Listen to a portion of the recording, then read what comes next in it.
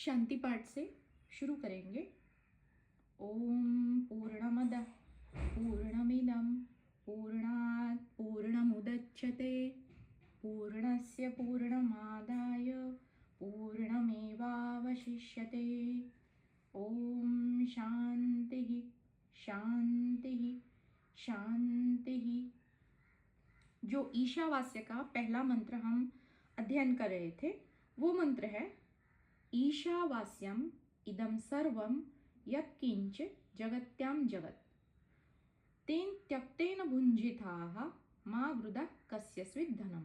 इसको हमने पिछले 3-4 सत्रों में पढ़ा हुआ है।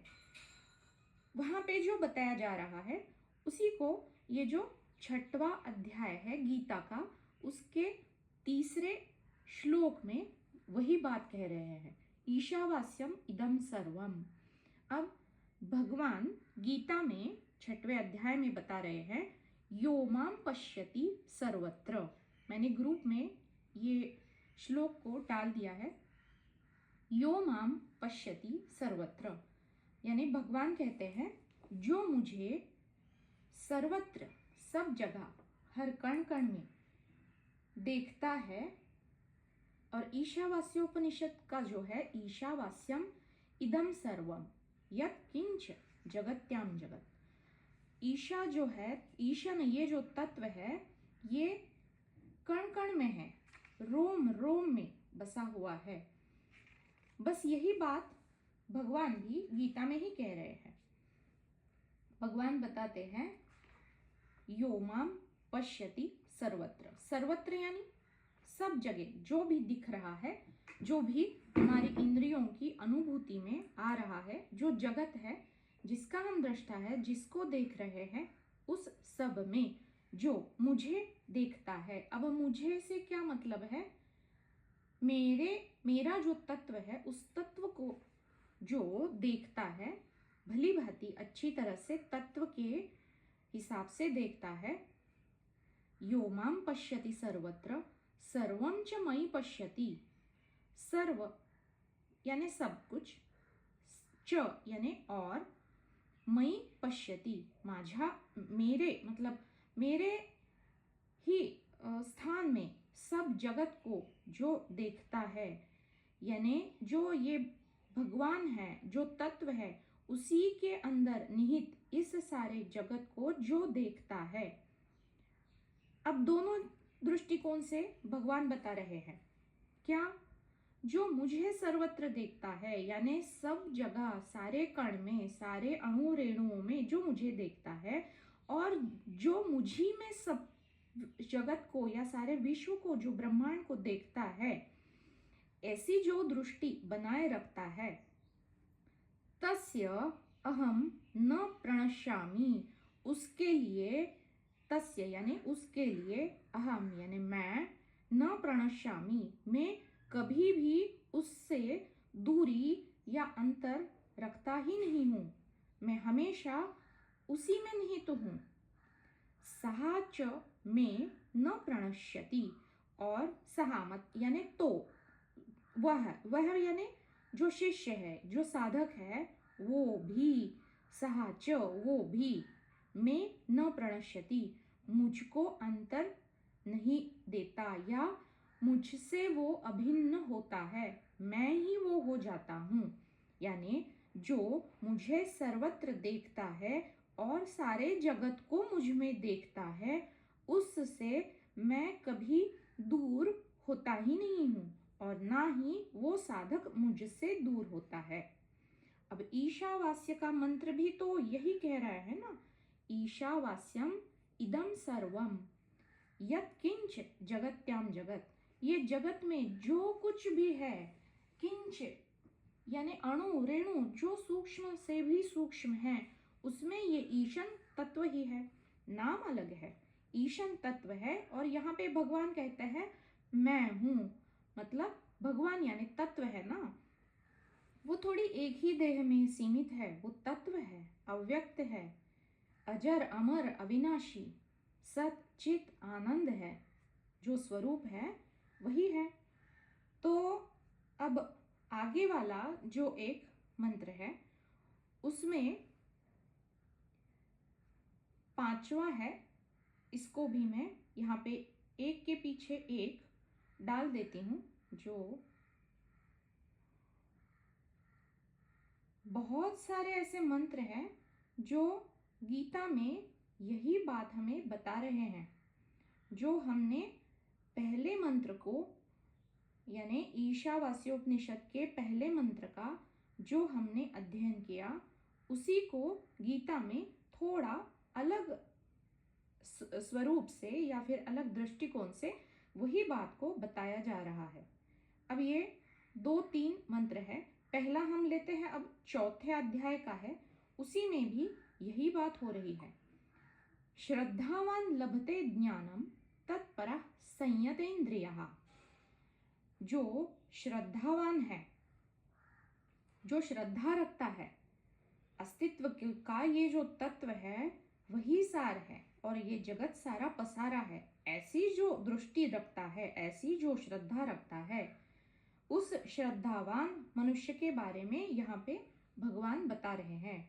श्रद्धावान लभते ज्ञानम, ऐसे श्रद्धावान को ज्ञान की प्राप्ति होती है। लभते ज्ञानम तत्परः संयतेन्द्रियः, जो इस प्रकार से समर्पित भी है ज्ञान के प्रति, ज्ञान को प्राप्त करने हेतु जो समर्पित है, जो भगवान के इस तत्व को, ईशन के इस तत्व को श्रद्धा दृष्टि से देखता है, वही मनुष्य इस दिव्य ज्ञान की प्राप्ति करने के लिए पात्र भी है। और जिसने ये करने के लिए, यानी ये ज्ञान की प्राप्ति करने के लिए जिसने अपनी इंद्रियां संयमित की है, वह ज्ञान प्राप्ति के लिए सुपात्र है। अब एक तो यहाँ पे साधक भगवान का जो तत्व है, दैवी तत्व है, ईशन तत्व है, इस पर श्रद्धा कर रहा है कि कण कण में वही है। जहां मैं देखूं, यो माम पश्यति सर्वत्र, जहां जहां मैं देखता हूं वहां वही है। सर्वच मयि पश्यति, और सारा जगत वो उसी में निहित है। इस हेतु से, इस श्रद्धा से जो देखता है, ऐसी जो श्रद्धा करता है, ऐसा श्रद्धावान पुरुष सुपात्र है ज्ञान के प्राप्ति हेतु। किस प्रकार से? अब आगे यहाँ पे भगवान बता रहे हैं, जिसने अपनी इंद्रियां संयमित की है। ईशावास्योपनिषद में पहला मंत्र हमें यही तो बता रहा है, माँ गृधः कस्यस्वित् धनम। कभी भी लोभ ना कर। धन किसका है? अगर सारे जगत में, यहाँ वहां सर्वत्र, हर कण कण में, हर क्षण क्षण में वही विराजमान है, तो यहाँ तेरा क्या है? सब कुछ ईशन तत्व का ही है, सब कुछ भगवान भगवत रूपी है। तो तू संयम रख, सब कुछ मुझे चाहिए, इस स्वार्थी वृत्ति से या लोभी वृत्ति से ना बरत, अपने आचरण में ना रहे। इसलिए भगवान यहाँ पे बता रहे हैं, जिसने अपनी इंद्रियां संयमित की है। अब इंद्रियां संयमित करके क्या होगा? संयम करने से जितना आवश्यक है उतना ही ग्रहण होगा, अधिक मात्रा में ग्रहण नहीं होगा। इसीलिए ईशावास्योपनिषद का पहला मंत्र भी यही बता रहा है, तेन त्यक्तेन भुंजिता। ईशन तत्व का जो निवास, वसन जो उसका है, जो हर कण कण में है, उसको जानो और तुम केवल यहाँ पे एक किराएदार हो, इस प्रकार से देखो और त्यक्तेन भुंजिता, जितना आवश्यक है उतना ही भोगो। अब इस श्लोक में भगवान भी यही बता रहे हैं, तत्परः संयतेन्द्रियः। अब इंद्रियां संयमित करके क्या होगा? संयम रखते हुए हम जितना आवश्यक है उतना ही ग्रहण करेंगे। यही तो इंद्रियां संयमित करने की इसका लक्ष्य है ना, कि हम जो विषय है उसके पीछे ना भागे, विषय मेरे ऊपर हावी ना हो जाए। इसीलिए इंद्रियां मिली है तो देह का रक्षण करने के लिए मिली है। जितना आवश्यक है उतनी मात्रा में इस्तेमाल जरूर करना है, काम में तो लाना है, लेकिन कितनी मात्रा में? संयमित मात्रा में। इसलिए भगवान यहाँ पे बता रहे हैं, जिसने अपनी इंद्रियां संयमित की है वह ज्ञान प्राप्ति के लिए सुपात्र है। मतलब यहाँ पे दो बातें गीता में भगवान बता रहे हैं कि इंद्रियां संयमित करके जो आचरण करता है और जो मैं ही सर्वत्र हूँ, यो माम पश्यति सर्वत्र, और सारा जगत मुझी में है, सर्वच मयि पश्यति, इस प्रकार से जो श्रद्धा करता है, ऐसा श्रद्धावान साधक, श्रद्धावान लभते ज्ञानम, ऐसे श्रद्धावान साधक को ज्ञान प्राप्ति बहुत जल्दी हो जाती है। और फिर आगे बता रहे हैं, श्रद्धावान लभते ज्ञानम तत्परः संयतेन्द्रियः, ज्ञानम लब्धा पराम शांतिम अचिरेणाधिगच्छति। ज्ञान प्राप्ति से ये साधक परम आध्यात्मिक शांति को प्राप्त हो जाता है। अब ये आध्यात्मिक शांति क्या है? जो जगत की शांति है वहां पे शांति और अशांति ये द्वैत है, यानी ये शांति कभी ना कभी तो भंग हो जाएगी, उसमें कोई ना कोई तो बाधा आ ही जाएगी। लेकिन जो आध्यात्मिक शांति है वो परम शांति है, उसमें कोई बाधा नहीं होगी, क्योंकि वो शांति किसी बाह्य स्वरूप के ऊपर निर्भर ही नहीं है, वो तो आंतरिक है ना, वो परम शांति है जो अविनाशी है, शाश्वत है, नित्य है, जो किसी की अपेक्षा से है नहीं। और ऐसी परम शांति, ऐसा परम आनंद, यही तो मेरा स्वरूप है। तो भगवान यहाँ पे यही बता रहे हैं कि इस प्रकार से जो श्रद्धावान है, जो ईशन तत्व का वास हर कण कण में, सारी जगह, सारे जगत को जो मुझी में देखता है, ऐसे श्रद्धावान साधक को ये परम शांति की प्राप्ति हो जाती है। ज्ञान प्राप्ति से उसको ज्ञान प्राप्त हो जाता है, और फिर ज्ञान से वो खुद का जो स्वस्वरूप है, यानी जो मैं असल में हूँ, उसकी मुझे प्राप्ति हो जाती है, जो मैं पहले से हूँ। लेकिन इस जगत में जब मैं यहाँ पे जीव बन के आया, तो यहाँ पे सारा जो जगत है ये अज्ञान का जो आवरण है, इस आवरण से ढकने के बाद यही आवरण जो द्वंद्व द्वैत चल रहा है, जो विषमता, जो सापेक्षता का जगत है, उसी में मैं बरत रहा हूँ और उसी को मैं अपना स्वरूप मान रहा हूँ। लेकिन ये तो सारी मेरी उपाधियां है। तो मेरा स्वरूप क्या है? जो मेरा स्वरूप है परम शांति, उसको भगवान बता रहे हैं तू उस शांति को पा लेगा। किस प्रकार से?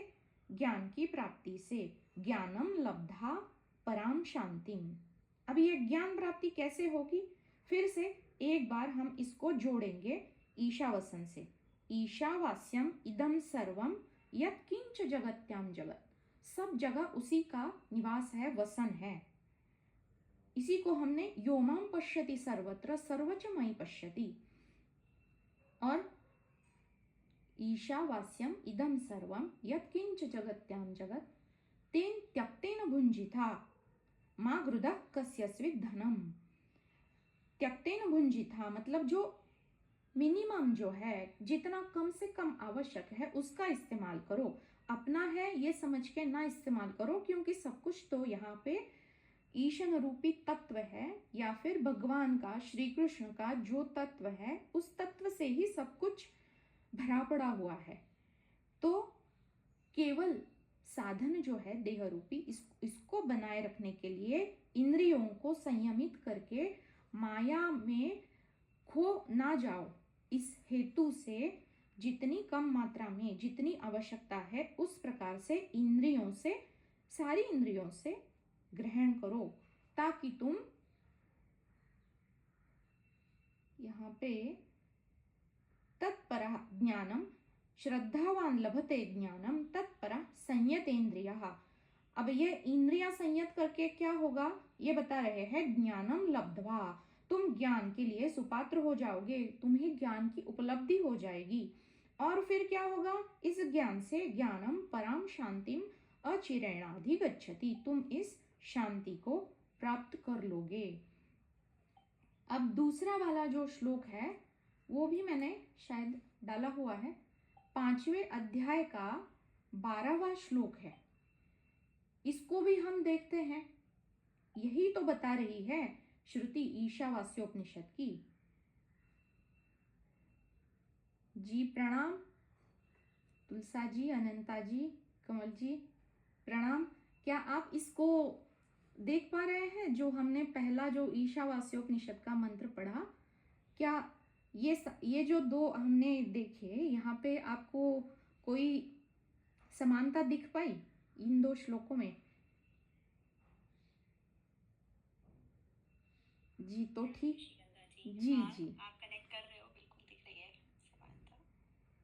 जी जी, क्योंकि मैं जब देख रही थी ना तो बहुत सारे श्लोक, तो मैंने सोचा कि इतने ज़्यादा भी नहीं, अब थोड़े तो कर लेते हैं, जितना समय हमें अलाउ करेगा उतने हम ले लेंगे।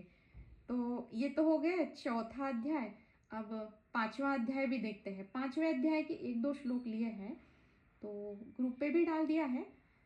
युक्तः कर्म फलम त्यक्त्वा शांतिम आपनोति नैष्ठिकम् अयुक्तः कामकारेण फले सक्तो निबध्यते। यानी तत्वयुक्त योगी जो तत्व से जुड़ा हुआ है, तत्व को जानकर तत्व से अनुसंधान यानी तत्वयुक्त है, उसको युक्तः का इसका अर्थ हो गया। और उसी को भगवान फिर योगी कहते हैं। जो तत्वयुक्त योगी है वो सारे कर्मों के फलों का त्याग करके, कर्म फलम त्यक्त्वा, जो कर्म का फल है उसका मतलब कर्म का नहीं, कर्म करते हुए कर्म फल का त्याग करके शांतिम आपनोति नैष्ठिकीम, संपूर्ण शांति को प्राप्त हो जाता है। यानी शांति पाने का बहुत सरल तरीका यहाँ पे बता रहे हैं कि कर्म फलों का त्याग करो। अब हमने ईशा वास्योपनिषद के पहले मंत्र में यही तो सब कुछ जाना और समझने की कोशिश की। क्यों त्यक्तेन भुंजिथा बता रहे हैं? अगर हम कर्म के फलों का त्याग करेंगे, कर्म का तो नहीं करना है, लेकिन करतेपना और भोगतेपना का जो हमें त्याग करना है, तो जो फल का त्याग अपने आप घटित होगा, उससे एक साधक परम शांति को अपने आप प्राप्त हो जाएगा। लेकिन ये कर्म के फलों का त्याग करते वक्त वो तत्व से जुड़ा हुआ होना चाहिए, ना कि माया से। माया को परास्त करने के लिए तत्वयुक्त होना पड़ेगा। ये युक्तः शब्द बहुत महत्वपूर्ण है। तो ईशावास्योपनिषद में भी यही बता रहा है पहले मंत्र में, ईशावास्यम इदम सर्वम। ईशा ये जो तत्व है उसी का वास सर्वत्र है। ये तत्व जो है, इस तत्व को हर कण कण में, हालांकि माया मिथ्या है, लेकिन हम हाथ में जो भी चीज लेंगे वो उसी ईशन तत्व का आविष्कार है। हालांकि वो मिथ्या है, लेकिन उसी का, भगवान का निवास उसमें है। ये अंधश्रद्धा से नहीं, उस तत्व को कण कण में जानकर पूरी श्रद्धा रखते हुए, जैसे अभी हमने देखा पिछला जो चौथे अध्याय का था, श्रद्धावान लभते ज्ञानम। अब ये श्रद्धा क्या है कि ये जगत मिथ्या है, लेकिन है तो इसी तत्व का आविष्कार है। तो तत्व को अगर हम खुद को तत्व से जोड़े रखने के लिए क्या करना होगा? प्रेम, ये जो भाव है, कहते हैं ना, प्रेम की गली अति सांकुरी, उस जा में दो ना समाए। तत्व अगर एक है तो प्रेम एक बहुत सिंपल सा, एक सीधा सा रास्ता है। जो भी हमारे हाथ में आए, जो भी व्यक्ति हमारे आजू बाजू में आए, तो बस देने की भावना। प्रेम यानी लेना थोड़ी है, प्रेम यानी देना है ना। तो देकर या फिर प्रेम की भावना से उन सबको इस्तेमाल करते वक्त इस तत्व को अनुसंधान रखते हुए, तत्व से जब हम ये कोई भी कार्य करेंगे तो वो कार्य असल में घटित होते हुए भी ना के बराबर हो जाएगा। अब यही बता रहे हैं, तत्व युक्त योगी जो तत्व से जुड़ा हुआ है और जो कर्मों को करने के बाद कर्मों के फलों का त्याग करके तत्व से जुड़ा हुआ होने के कारण संपूर्ण शांति को प्राप्त हो जाता है। युक्तः कर्म फलम त्यक्त्वा शांतिमाप्नोति नैष्ठिकीम। अब आगे भी बता रहे हैं, अयुक्तः जो युक्त नहीं है, जो श्रद्धावान नहीं है। अगर श्रद्धावान लभते ज्ञानम बता रहे हैं तो अश्रद्धावान को ज्ञान नहीं होगा। जो अयुक्त है, जो तत्व यानी ईशन तत्व को नहीं उसको जान रहा है या फिर उसकी अस्तित्व को नहीं मान रहा है, तो क्या होगा? काम उसके ऊपर हावी हो जाएगा, यानी माया उसके ऊपर हावी हो जाएगी। क्योंकि ये माया तो भगवान से ही, आगे के श्लोक में यही बता रहे हैं। अब आज अगर वक्त मिला तो उसको लेंगे हम। ये जो माया है वो भगवान बता रहे हैं गीता में, ये जो माया है ये मुझी से उत्पन्न हुई है और इस माया को तर्क के लांग के इससे बाहर निकलना ये बहुत मुश्किल है और ये बहुत कम लोगों के भाग्य में होता है। तो माया से शरण जाओगे या माया जिससे उत्पन्न हुई है उस तत्व पे श्रद्धा करोगे और उसके होनेपन का अनुसंधान करके रखोगे, तो जिसका अनुसंधान करोगे वही प्राप्त होगा। अगर माया हावी है, माया ही अगर सच लग रही है तो माया ही प्राप्त होगी। इसीलिए जो अयुक्त है, अयुक्तः 5वें अध्याय का 12वां श्लोक, अयुक्तः कामकारेण फले सक्तो निबध्यते, वो निबद्ध हो जाता है। जो तत्व को बिल्कुल नहीं मानता, बिल्कुल यानी पूर्ण दृढ़ता से मानता नहीं कि भाई केवल मैं ही हूँ और कोई है ही नहीं इस जगत में और मैं ही वह तत्व हूँ, और अगर ये पूरी तरह ज्ञान से न जाना गया हो और अगर उसमें अहम आ जाए तो ये अहम, ये ज्ञानी वाला अहम बहुत डुबा देने वाला अहम होता है। क्योंकि उसको तो केवल प्रेम से ही प्राप्त किया जा सकता है। वो प्रेम स्वरूप है ना, वो शांति स्वरूप है, वो आनंद स्वरूप है। इसलिए जो भगवान कहते हैं, जो दृढ़ता से तत्व को बिल्कुल नहीं मानता, इस तत्व का निवास हर कण कण में जो नहीं जानता, मतलब पहले हमने देखा ना, योमाम पश्यति सर्वत्र सर्वच मयि पश्यति, वो मुझसे कभी दूर नहीं है, उसमें और मुझ में कोई अंतर नहीं है। लेकिन ये तत्व वो किसी भी चीज में देख ही नहीं रहा है। अगर तत्व को नहीं देख रहा है तो किसे देख रहा है? केवल असार जो पसारा है जगत का, उसी को वो सच मान रहा है। तो असार यानी माया, माया उसके लिए सच हो गई तो वही हावी होगी। जो तत्व को बिल्कुल नहीं मानता, दृढ़ता से नहीं मानता, वो अयुक्त, अयुक्तः काम कारेण, कामना पूर्ति के लिए ही कार्य करेगा या फिर फलासक्त होकर ही काम करेगा। वो बोलेगा कि कुछ ना कुछ तो चाहिए ना, वरना मैं क्यों काम करूं? वो कोई फल अगर मुझे मिलेगा या फिर वो चाहिए, उसी के लिए मैं कर्म करूंगा। या फिर कोई भी चीज ले लो माया की, तो उसी के प्राप्ति के लिए जब वो कर्म करता है काम युक्त होकर, काम कारेण, तो वो उस कर्म के फल से आसक्ति उसकी अपने आप बैठ ही जाती है। और फलासक्त होने के कारण भगवान बताते हैं फले सक्तो निबध्यते, ये जो फल से आसक्ति है, इस आसक्ति से, आसक्ति के कारण कर्म के फल से अपने आप वो बंध जाता है।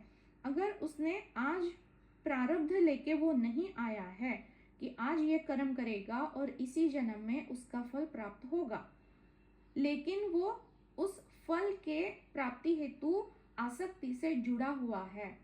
ये कोई डोर नहीं है जो हम आंखों से देख सके, ये तो सूक्ष्म है, लेकिन वो डोर जुड़ गई। तो जब वो फल पक्व होगा 1 जन्म बाद या 4 जन्म बाद, पता नहीं कितने जन्मों बाद, जब वो फल पकेगा तब वो भोगने के लिए उसको फिर से जन्म लेना पड़ेगा। तब तक उसे माया में रहना ही होगा। इसलिए वो बंध जाता है माया से, निबध्यते। अब इसीलिए तो ईशावास्योपनिषद में ईशावास्यम इदम सर्वम, ईशन का, तत्व का वास हर कण कण में सब जगह है। इसलिए माँ गुरुदा, लोभ मन ना करो ताकि आपके ऊपर माया ना हावी हो जाए, और जो मिला है उसको त्यक्तेन भुंजिथा, इस्तेमाल करो। जो मिला है इस्तेमाल किए के लिए ही मिला है, लेकिन कामना को छोड़ो, त्याग करो कामना का, और ईश्वर पे या फिर नियति पे पूरी पूरी श्रद्धा रखो। श्रद्धावान लभते ज्ञानम, और ज्ञान से ही मोक्ष की प्राप्ति है, ज्ञान ही मोक्ष है। तो ये तभी घटित होगा। यहां से वहां से सारे रास्ते वहीं पे जा रहे हैं। तो अब ये 5वां हो गया। अब जो 6वां अध्याय है, 6वें अध्याय में आप में से अगर कोई जरा ढूंढ सकता है तो 6वें अध्याय का 10वां और 35वां जो श्लोक है, अगर यहाँ पे डाल देंगे तो तब तक मैं भी थोड़ा देख लेती हूँ, मैंने देखा नहीं है अभी। 6वें अध्याय का 10वां श्लोक। 6वें अध्याय में 2-3 जगह भगवान यही बता रहे हैं, बस वही है, ज्ञान वही है, लेकिन उसको बताने का ढंग, जैसे वही दाल बनती है हर घर में, लेकिन हर घर की दाल अलग अलग स्वाद देती है ना, इसी प्रकार से है। तो ये जो 10वां मंत्र है 6वें अध्याय का, ये है ब्रह्मणि आधाय कर्माणि संगम त्यक्त्वा करोति यः। अब देखिए, संगम त्यक्त्वा, त्यक्तेन भुंजिथा, यही शब्द है, दूसरा कुछ है ही नहीं। लिप्यते न स पापेन पद्मपत्रमिवाम्भसा। ब्रह्मणि, ब्रह्मणि यानी जो पुरुषोत्तम है, जो भगवान है, उनको आधाय, उनको समर्पित, यानी जो तत्व है उसके प्रति समर्पित, कर्माणि, जो सारी उसकी कार्य क्रियाएं, कार्यकलाप करता है, कैसे, संगम त्यक्त्वा, यही हमने ईशावास्योपनिषद में पढ़ा, त्यक्तेन भुंजिथा, त्याग करना है, त्याग पूर्वक भोगना है। अब संगम त्यक्त्वा, आसक्ति छोड़कर, सारे कर्म जो करता है, किसको, भगवान को या तत्व को समर्पित होकर जो सारे कर्म करता है, संगम त्यक्त्वा करोति यः, जो करता है, लिप्यते न सहा, वो उसको कभी लेप नहीं लगता, उसको कभी वो प्रभावित नहीं कर सकते कर्म, कभी भी, न सहा। अब इसके कारण वो किस प्रकार इस जीवन में कैसे जी पाता है, पापेन पद्मपत्रम इव अम्भसा, अम्भ यानी पानी को अम्ब बोलते हैं, तो पानी जैसे सब ओर से पद्मपत्र, पद्म यानी कमल, और पत्र यानी उसका जो पत्ता होता है, तो उसको पद्म पत्र बोलते हैं। जैसे कमल का पत्ता पानी से चारों ओर से घिरा हुआ होता है, लेकिन ये पत्ता पानी में ही है, लेकिन पानी उसको छू नहीं सकता। वो उसके ऊपर भी अगर हम पानी की कुछ बूंदे डालेंगे, वो बूंदे कुछ क्षण के लिए वहां पे रहेंगी और फिर गिर जाएगी नीचे। वो पानी उसके अंदर जा ही नहीं सकता, उसको छू ही नहीं सकता। इस प्रकार का कमल के पत्ते के ऊपर एक वैक्सी कोटिंग होता है, सुरक्षा हेतु हर वनस्पति जैसे बनाती है। तो इस पद्म पत्र का यहाँ पे भगवान हमें दृष्टांत देके समझा रहे हैं। अगर आप कर्म करते हुए संगम त्यक्त्वा, त्यक्तेन भुंजिथा, इस प्रकार से आसक्ति को छोड़ के कर्म के करतेपन का और भोगतेपन का त्याग करके फल के ऊपर आसक्त ना होते हुए और ईश्वर के प्रति समर्पित होकर, अब ये ईश्वर क्या है, जो कण कण में है वो, और वो मैं ही हूं, वो मुझसे अलग है नहीं, लेकिन अभी मेरी चेतना इतनी विस्तारित हुई नहीं है, इसलिए ये जो विस्तारित हुई चेतना है ईशन तत्व की, इस तत्व के प्रति समर्पित होकर, और मैं उससे अलग नहीं हूं, ये समझकर इस तत्व के प्रति, अब इसको आप पुरुषोत्तम कहो या भगवान कहो या ईशन तत्व कहो। जी कमल जी धन्यवाद। तो इस तत्व के प्रति समर्पित होकर अगर हम अपना कर्म करते हैं तो ये कर्म हमें कभी प्रभावित नहीं कर सकते। किस प्रकार से? हम माया में तो जी रहे हैं, लेकिन माया हमारे ऊपर कैसे प्रभाव ना करेगी? पद्म पत्र की तरह, जैसे पद्म का पत्र यानी कमल का पत्ता। अरे हाँ, आपको मैं शायद बताने में थोड़ा गलत कर गई। ये 5वें अध्याय का 10वां श्लोक है, ये 6वें का है, तो अभी वो भी हम लेंगे, इसके बाद वही लेंगे जो आपने डाला हुआ है कमल जी। तो इस कमल पत्र के समान ये जीव माया में रहते हुए भी, माया यानी जो पानी है, उससे प्रभावित नहीं हो सकता। क्यों नहीं हो सकता? क्योंकि ये जीव अंदर से अनुसंधान तत्व से साधे हुए है, वो समर्पित है ईशन तत्व के प्रति, भगवान के प्रति, पुरुषोत्तम श्री कृष्ण के प्रति, कुछ भी नाम दे दो, उसके प्रति वो समर्पित है। वो जानता है कि मैं तत्व हूं और ये सारा असार पसारा है, लेकिन कर्म तो करना है, जीना माया में ही है। इसको याद रखते हुए जब कर्म किया जाता है, संगम त्यक्त्वा त्यक्तेन भुंजिता, तो ये माया हमें उसका कोई भी प्रभाव हमारे ऊपर नहीं कर सकती। हम माया से अप्रभावित होते हुए फिर माया के किसी भी बंधन में, ये माया की फिर क्षमता ही नहीं कि वो हमें किस बंधन में बांधेगी। अगर माया से हमें कुछ चाहिए ही नहीं, कोई कामना ही नहीं है, किसी फल की अपेक्षा ही नहीं है, और अगर ये देह मिली है तो देह को बनाए रखने के लिए जितने आवश्यक कर्म है, जो स्वधर्म है, वो हम निभा रहे हैं, तो कौन से बंधन में भला वो बांध पाएगी? ये माया तो ईश्वर से ही बनी है। अगर हम ईश्वरी तत्व या परम तत्व से जुड़े हुए हैं, तो छोटा बालक होता है, पहले तो वो माँ की तरफ जाएगा कि छोटी मोटी चीजों के लिए, जैसे भाई मुझे गाड़ी चाहिए, बंगला चाहिए, ये वो माया दिला देगी। लेकिन बहुत बड़ी चीज चाहिए तो छोटा बालक किसके पास जाएगा? पिताजी के पास जाएगा। उनकी वो क्षमता है ना बड़ा वाला दिलाने की, वो माँ नहीं दे सकती।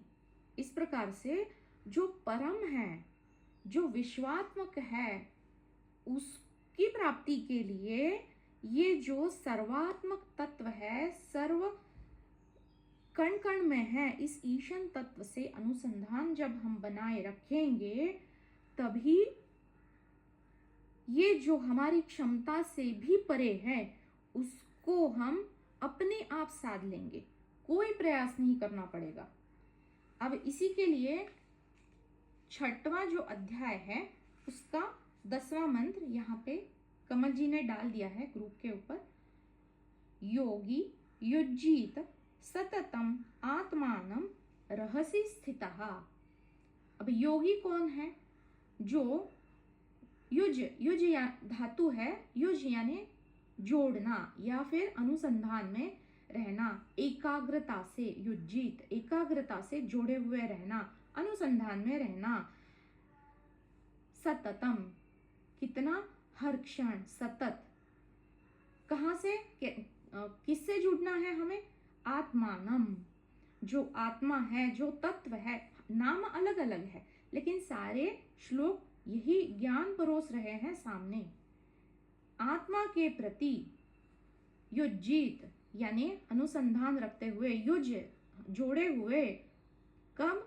सतत, हर क्षण।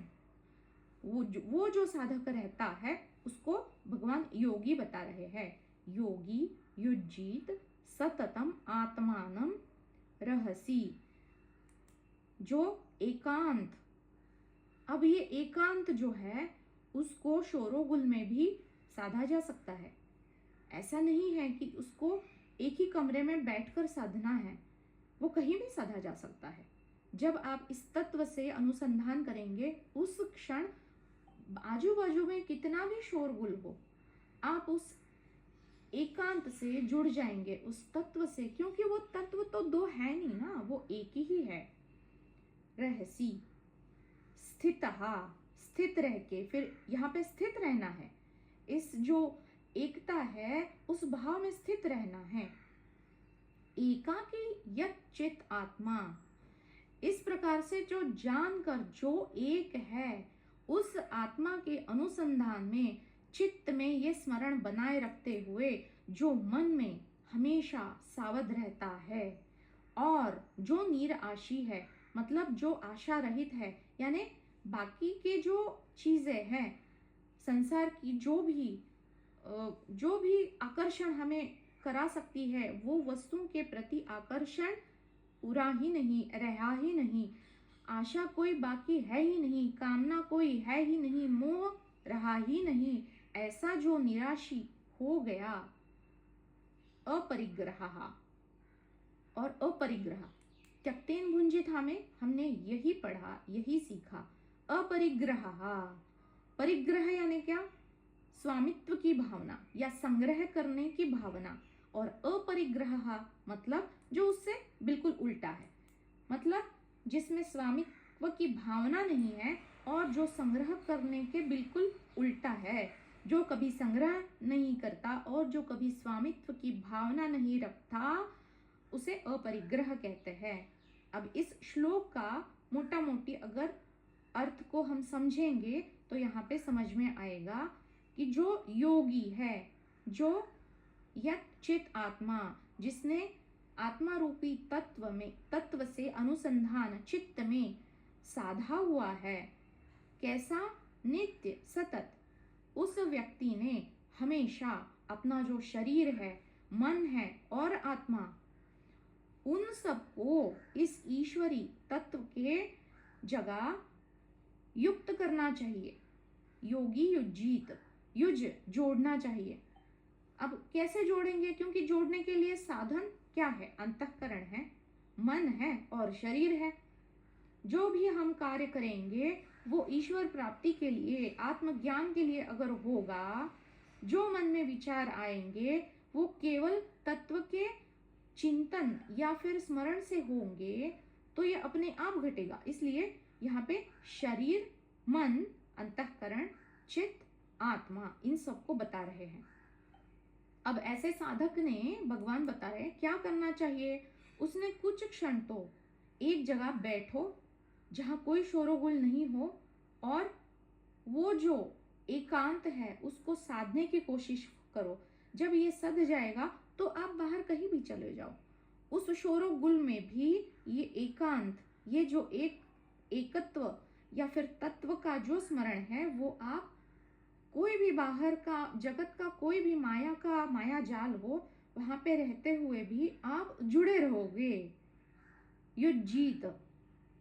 युज जुड़े रहोगे, और ध्यान से मन में संयम रखते हुए, अब ये इंद्रियों के संयम के माध्यम से, ये पिछले श्लोक में भी भगवान ने बताया है, ये संयम क्यों करना है। जब हम संयम नहीं करते, जैसे हम छोटे थे तो बैल या फिर अश्व, जो घोड़े होते हैं, घोड़ा गाड़ी या फिर बैलगाड़ा होता था, और अगर उनको झापड़ लगाए हुए होते हैं, क्यों लगाए हुए होते हैं, ताकि वो यहाँ वहां ना देख पाए, केवल अपना जो लक्ष्य है उसको सामने रखते हुए अपना जो आगे की जो चलन है या फिर दौड़न है वो केवल सामने देख कर करे। अब इससे क्या हो रहा है, उनके ऊपर एक नियंत्रण आ रहा है, लक्ष्य को साधना है और उसी को परिपेक्ष रखते हुए चलना है, लक्ष्य के दिशा में आगे चलना है। अब ये हो गया संयम। जब हम हमारी इंद्रियों में संयमित मात्रा में बरतेंगे तो ये इंद्रियां ही हमारा साधन बनेगी आत्म प्राप्ति के लिए, ज्ञान की प्राप्ति के लिए। जो मैं पहले से हूं वो मैं बहुत जल्दी बन जाऊंगा। लेकिन इंद्रिय संयम क्यों आवश्यक है, अगर ये संयम ना किया तो ये घोड़े यहाँ वहां दौड़ेंगे, खाने की कोई चीजें दिखी तो असंयमित मात्रा में अगर खाएंगे तो सुस्ती आ जाएगी, फिर नींद आ जाएगी, आलस आ जाएगा, तो तमस गुण बढ़ गया। तो फिर कैसे साधना होगी, कैसे वो एकांत से हम या फिर जो मैं हूं उससे कैसे अनुसंधान होगा। तमस गुण तो आपको गलत दिशा में लेके जाएगा ना। तो यही तो सारी इंद्रियां है, दसों इंद्रियां है हमारी। और ये दशरथ जो है ये हमारा देह ही है। इसके अंदर जो बैठा हुआ जीव है उसी के ऊपर, ये रथ के ऊपर बैठा हुआ सवारी वही है। इसलिए ये रथ को संयमित रखते हुए अपना जीवन जीना चाहिए। त्यक्तेन भुंजिथा यही बता रहा है। संयम संयमित रखते हुए, संयमित इंद्रिया करते हुए। पिछले कौन से श्लोक में हमने देखा इसको, श्रद्धावान लभते ज्ञानम तत्पर संयतेन्द्रियः। ज्ञान किसको प्राप्त होगा, जो इंद्रियों को संयमित करते हुए और ये ईशन तत्व पे पूरी श्रद्धा रखते हुए। ये अंधश्रद्धा नहीं है, सारा जगत उसी में है और इस जग के कण कण में वही है। यो मां पश्यति सर्वत्र सर्वच मयि पश्यति, इसको जानकर और अपने इंद्रियों को संयमित रखते हुए जो त्यक्तेन भुंजिथा, जो अपने भोग इस्तेमाल करता है, उपभोग में लाता है, वो ज्ञान के लिए सुपात्र हो जाता है। अब उसने क्या करना चाहिए, इसके लिए निराशी ही। इस श्लोक में सबसे अंतिम शब्द निराशी ही। इस श्लोक को एक बार फिर से पढ़ देती हूँ। योगी युज्जीत सततम आत्मानं रहसि स्थितः एकाकी यत् चित आत्मा निराशी ही अपरिग्रहः। उसने क्या करना चाहिए, साधक ने निराशी ही, आशा रहित, कामना रहित होना चाहिए। और निराशी में संग्रह और अपरिग्रह, संग्रह की जो भावना होती है ना, 4 कपड़े हैं और 10 ले लो, कभी ना कभी काम आएंगे। तो ये जो अधिक अधिक चाहिए उसको हमने ईशावास्योपनिषद में भी पढ़ा, माँ वृद्धा, ये लोभ ना करो। जो है उसमें तृप्ति और समाधान की भावना रखते हुए जब आप इंद्रियों को संयमित रखते हुए जिएंगे तो ये माया आपके ऊपर हावी हो ही नहीं सकती। अगर अपरिग्रह, भगवान भी यही बता रहे हैं, अपरिग्रह, ये मेरा है, मैं इसका स्वामी हूँ। ये जो हमारे ऊपर संस्कार पड़े हुए हैं जन्मों जन्मों के, ये घर मेरा है, ये देह मेरा है, ये सारे जो भाई बहन सगे संबंधी, ये जो आजू बाजू मित्र मेरे है की जो भावना है, ये जो स्वामित्व की भावना है, उससे जब आप मुक्त हो जाओगे, अपरिग्रह, वो जब ये छूट जाएगा, मैं और मेरापन जब छूट जाएगा, तब आप कर्म करते हुए त्यक्तेन भुंजिथा, या फिर आसक्ति ना रखते हुए, वो कौन सा था,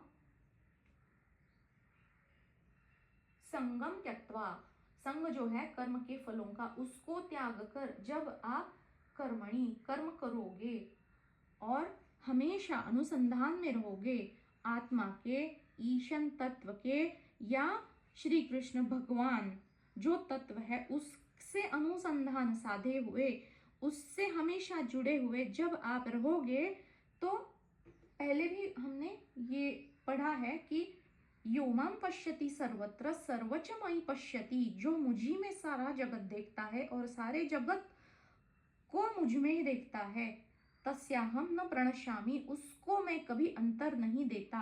मैं और वो एक ही होते हैं, सच में। न प्रणश्यति मतलब वो मुझ में और मैं ही उसमें विद्यमान होता हूँ। ये अभिन्नत्व भगवान खुद हमें समझा रहे हैं, जो श्लोक हमने पहले देखा था। इसको ग्रुप पे भी डाला हुआ है। आप जब इस वीडियो को एक बार फिर से सुनेंगे तो आपको पता चल जाएगा, क्योंकि संस्कृत शब्द है ना, तो थोड़ा सा उसको अटपटा लगता है, क्योंकि वो जान पहचान वाले लगते हैं नहीं। अब ये शायद और एक है 6वें श्लोक का 35 35th एक मंत्र है, वो भी मंत्र यही बता रहा है। अगर आप किसी को मिल जाए तो ग्रुप पे डाल दीजिएगा, मैं भी देखती हूँ यहाँ पे अगर मिले तो। 510 भी डाला हुआ है इन्होंने, 30 डाला हुआ है। 5.10 वो हो गया, इसको पढ़ लिया हमने, तब डाला हुआ नहीं था इसलिए उन्होंने बाद में डाला। फिर अब आप अगर वीडियो को देख लेंगे ना, इसको हमने इस श्लोक से कैसे उसका संबंध है वो देख लिया है। अब ये 6वें श्लोक का 35वां देखते हैं। श्री भगवान वाचो असंशयम महाबाहो मनो दुर्निग्रहम चलम अभ्यासेन तु कौन्तेय वैराग्येण च गुह्यते।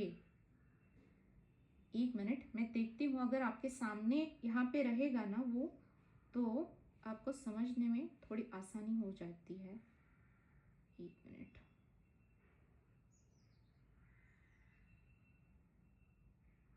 हाँ चलिए मिल गया।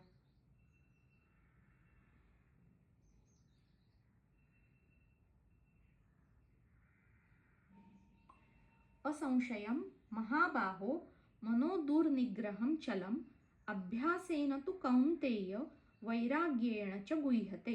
अब इसको पहले समझ लेते हैं। श्री भगवान वाच, भगवान कहते हैं, असंशयम जो निसंशय होकर, हे महाबाहो, मनः दुर्निग्रहम जो मन निग्रह करने के लिए कठिन है, मतलब कोई भी डिसीजन पे हम बहुत जल्दी से आ नहीं पाते, मन यहाँ वहां दौड़ा रहा होता है, क्या हम कर रहे हैं सही है, या अगर ना करे तो, या अगर वो करे तो, कितने सारे विकल्प होते हैं, तो उसमें से चयन करना थोड़ा मुश्किल हो जाता है ना। ऐसा ये मन है जो चंचलता के कारण दुर्निग्रह है, चंचल, चलम, चलम यानी चंचल, या बता ही दिया है भगवान ने यहाँ पे। असंशयम महाबाहो मनः दुर्निग्रहम चलम, मन चंचल है ना, हे महाबाहो, हे अर्जुना, मन चंचल है। इस चंचल मन को संयम में रखना ये निसंशय बहुत ही कठिन है। हमने ईशावास्योपनिषद में भी इसी का चिंतन किया है, पिछले ही सत्र में किया है। कोई अगर दोषी है ना, तो है बस ये मन ही है, चंचलता के कारण ही ये सारा झमेला है। अब इसको आगे भगवान बता रहे हैं, अभ्यासेन तु कौन्तेय वैराग्येण च गुह्यते, यानी योग्य दिशा में पुनः पुनः उसी चीज को दोहराना, यानी अभ्यास करना। इस योग्य रीति से अभ्यास करने से और अनासक्ति के द्वारा, मतलब कामना रहित होना, आसक्ति को त्यागना, फल की अपेक्षा ना करना, कर्ता और भोक्ता की भावना को त्यागना, सब कुछ है ये सारा अनासक्ति में ही है। और अभी ही हमने पिछले श्लोक में देखा ना, हाँ, कि निराशी ही अपरिग्रह, अपरिग्रह संग्रह करने की जो वृत्ति है उसको त्यागो, स्वामित्व की जो भावना है उसको भी त्यागो, ये सब अपरिग्रह। और यहाँ पे जो अनासक्ति की है वो भावना से मन को वश में किया जा सकता है। अभ्यासेन तु कौन्तेय वैराग्येण च गुह्यते, ये जो वैराग्य है उसकी प्राप्ति कैसे हो सकती है? गुरु जी भी बताते हैं ना, विवेक और वैराग्य बहुत जरूरी है। संसार से अगर विरागी पना है नहीं तो ये माया आपको छोड़ेगी भी नहीं। इसीलिए संयमित मात्रा से सारे उपलब्धियों का इस्तेमाल भी करना है, उनके पीछे, विषयों के पीछे भागना भी नहीं है, लेकिन इस्तेमाल करना है। मात्र किस प्रकार से? अधिक अधिक की मात्रा का लोभ ना करते हुए, माँ गृधा अपरिग्रह, बहुत ज्यादा चाहिए, ये इतना मेरे पास चाहिए, इसकी भावना को त्याग करके, अनासक्त रह के, कर्म के फल के ऊपर ना कोई मेरी आसक्ति है या फिर इच्छा है, और ना मैं कोई करता हूं। कर्म तो अपने आप घटित हो रहे हैं, ये जो प्रारब्ध है, प्रारब्धवश सब कुछ हो रहा है। इस प्रकार से जब पुनः पुनः बार बार इसको जब हम दोहराते हैं, इस दोहराव को ही अभ्यास कहते हैं। इसलिए इस प्रकार मतलब ये बार बार हम क्यों श्रवण करते हैं, बार बार क्यों मनन करते हैं, ताकि वो हमारे मन के जो अंतर मन है उसमें गहरा उतर पाए और फिर अभ्यास की कोई आवश्यकता नहीं रहती, फिर वो निधिध्यासन अपने आप घटित हो जाता है।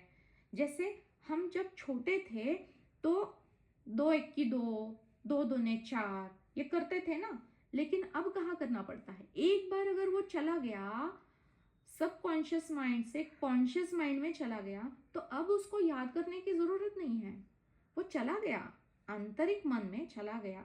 इस प्रकार से ये पुनः पुनः वारंवार बार बार अभ्यास करने से ही ये अंदर उतरेगा। खुद के मन को ठोक ठोक के ही हमें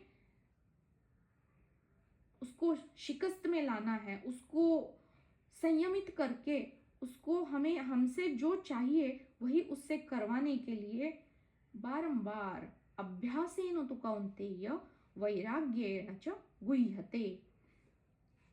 गुह्यते यानी संयमित करना। तो ये संयमित जो करना है मन को, वो बार बार दोहराव से ही घटित होगा। तो ये तो हो गए 6वें अध्याय के ही, लेकिन मैंने जो देखे हैं और भी बहुत सारे श्लोक हैं। अगर आप सबको थोड़ा गीता के श्लोकों का पहले ईशावास्योपनिषद के मंत्र के ऊपर अगर थोड़ा कंपैरेटिव स्टडी या अभ्यास अगर चाहिए तो हम ले सकते हैं अगली बार। अभी देखिए कितने बचे हैं। 7वें अध्याय में 6वां, फिर 14वां और 19वां श्लोक, ये 3 है। 8वें अध्याय में 2 है, 9वें में 2-3 देखे हुए हैं और 10वें में भी 2 देखे हैं। लेकिन फिर मैंने सोचा अब बहुत हो गया, तो अगर आप चाहेंगे तो एक और सत्र इसके ऊपर ले सकते हैं, या फिर अगली बार जैसे हम चल रहे थे उसी प्रकार चलेंगे। आप बता दीजिए जैसा आप चाहेंगे उस प्रकार से।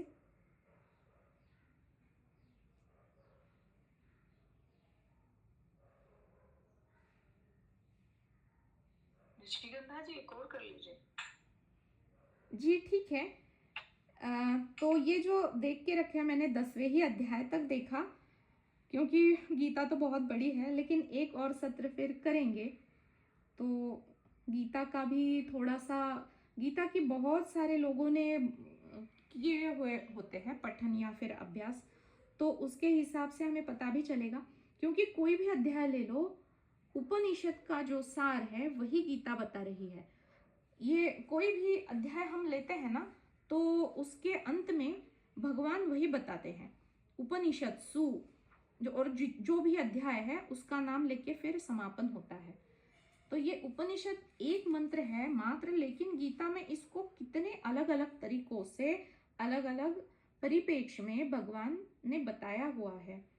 तो ये आज एक प्रयास था। अगर आप कोई कुछ जोड़ना चाहे तो जोड़िए, अभी थोड़ा समय है, लेकिन इतना थोड़ा इसका तुलनात्मक अभ्यास करते आज का सत्र यहीं पे रोक देते हैं और अगले सत्र में फिर जुड़ेंगे कुछ आगे के जो अध्याय है उनके कुछ श्लोकों को लेके, ताकि ये जो हमारा ईशावास्योपनिषद का पहला मंत्र है वो एकदम पक्का हो जाए। क्योंकि ये ज्ञान का आधार है। सारे उपनिषद इसी उपनिषद से, इसी मंत्र से चालू होते हैं। इसमें पूरा ज्ञान भरा हुआ है, इसलिए मैंने इस एक ही मंत्र के ऊपर इतने सारे सत्र लिए हैं। तो अगर आपके कोई दृष्टिकोण अलग है तो बता दीजिए। कोई अगर एग्जाम्पल है, दृष्टांत है, बता दीजिए कोई।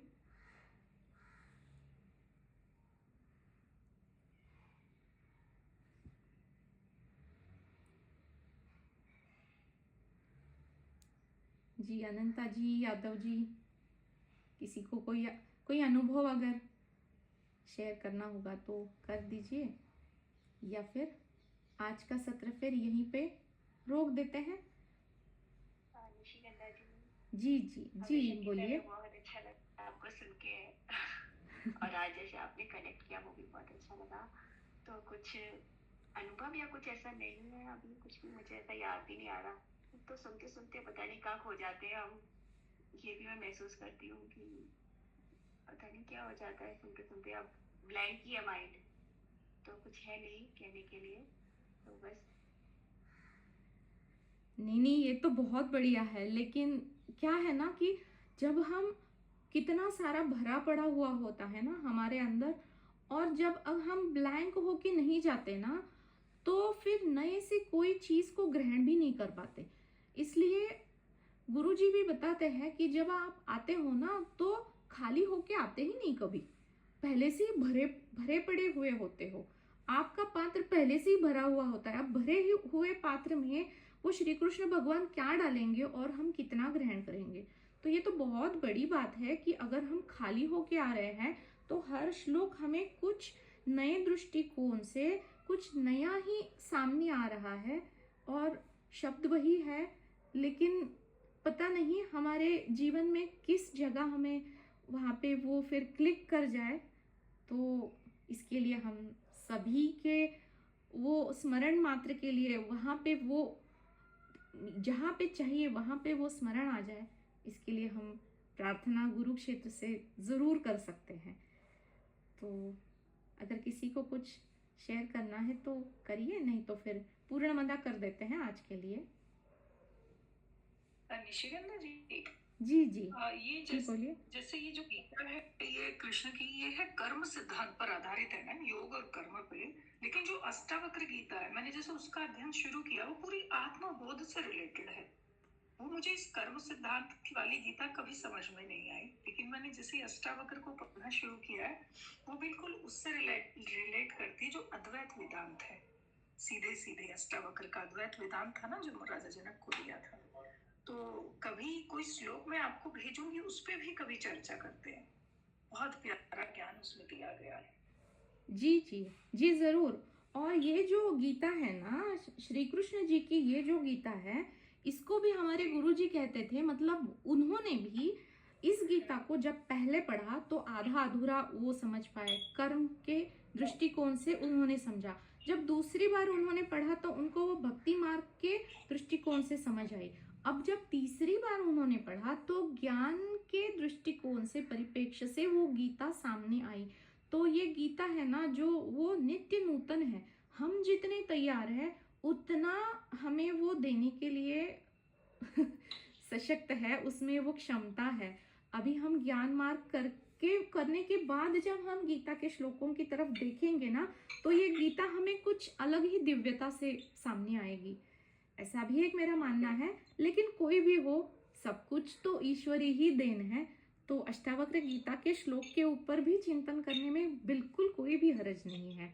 वो भी तो पूरा पूरा आत्मज्ञान से ही भरा हुआ है। हाँ बिल्कुल, वो तो यही है कि जितनी तैयारी एक साधक की हो जाती है ना, वो वहीं से उसको पकड़ लेता है। जब आप बिल्कुल भरे हुए, जैसे अभी कहा था, भरे हुए हैं, आप में पात्रता ही नहीं है, तो वो आपके लिए मात्र एक पुस्तक रह जाती है। एक ग्रंथ को समझने के लिए वो बुद्धि का उतना खुलना भी तो जरूरी है। तो बिल्कुल यही बात है जो भी आपने कही। तो अब आप पढ़ रहे हैं जिस चीज को, तो अब पढ़ने में एक अलग ही दृष्टिकोण उभर के आता है। और जब पहले हमने इस गीता को मैंने पहले पढ़ा, बिल्कुल भी नहीं समझ में आया, लेकिन अब वो अंदर तक उतर जाती है गहराई में। तो हर ग्रंथ के पीछे वही है कि आप में कितनी सामर्थ्य है, आपकी बुद्धि किस स्तर पर है, आपकी पात्रता कितनी हो गई है, तभी आप उस चीज को उतनी गहराई से समझ पाते हैं। तो बिल्कुल ये सही बात है। और आप बहुत सुंदर इसका वर्णन करती हैं अपने श्लोकों का, संस्कृत भी और हिंदी भी, बहुत सुंदर चर्चा आप करती हैं। थैंक यू जी, ये तो क्या गुरु क्षेत्र की कृपा है, वरना मैं हिंदी इतना बोल पाऊंगी ये मैंने कभी सच में सोचा नहीं था। लेकिन ठीक है, आप लोगों का स्नेह है तो बढ़ाएंगे इसको आगे। फिर देखते हैं, कल कल अगर हुआ पॉसिबल तो इसी समय फिर जुड़ेंगे। तो बस 1 मिनट सारे रुक जाइए, पूर्णमदा कर देते हैं। तो ये जो शास्त्रों का होता है ना, उससे लाभ हमें सबको ही होता है। इसलिए ओम पूर्णमदः पूर्णमिदं पूर्णात् पूर्णमुदच्यते पूर्णस्य पूर्णमादाय पूर्णमेवावशिष्यते। ओम शांतिः शांतिः शांतिः। हरिओम। सबका सत्संग में जुड़ने के लिए बहुत बहुत आभार।